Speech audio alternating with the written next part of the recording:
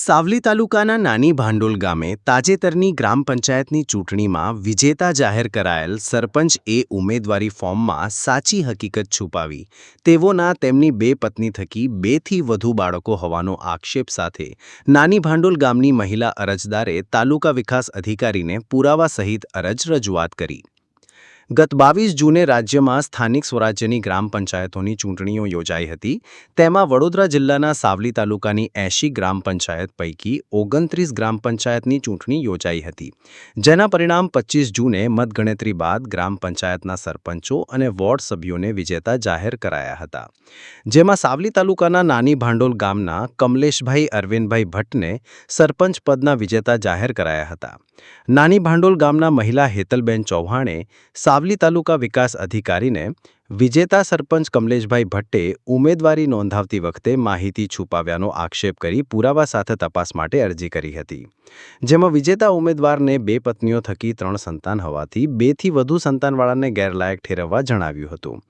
આ બાબતે તાલુકા વિકાસ અધિકારીનો સંપર્ક કરતા તેઓએ અરજ ફરિયાદ મળી છે અને બંને પક્ષકારને નોટિસ પાઠવી આગામી 22 જુલાઈએ સુનાવણી માટે હાજર રહેવા જણાવ્યું હતું। રિપોર્ટર સૈયદ મુસ્તાક અલી, સાવલી, આશા ન્યૂઝ, ગુજરાતી। સાવલી તાલુકાના નાની ભાંડોલ ગામમાં હમણાં થોડા સમય પહેલાં ગ્રામ પંચાયતની ચૂંટણી થઈ।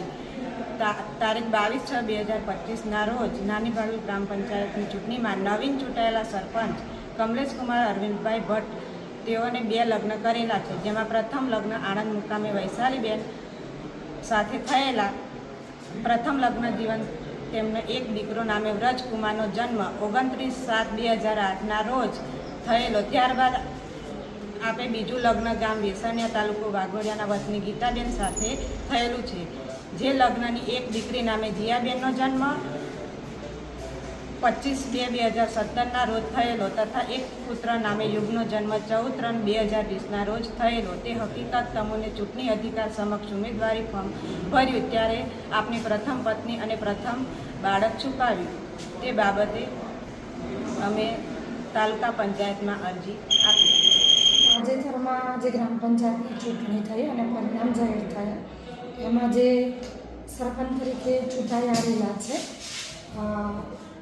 તેમની બાબતની એક અરજી મળેલ છે કે તેમને 2 થી વધુ બાળકો છે અને એ અરજી અનુસંધાને 22/7ના રોજ સુનાવણી રાખેલ છે।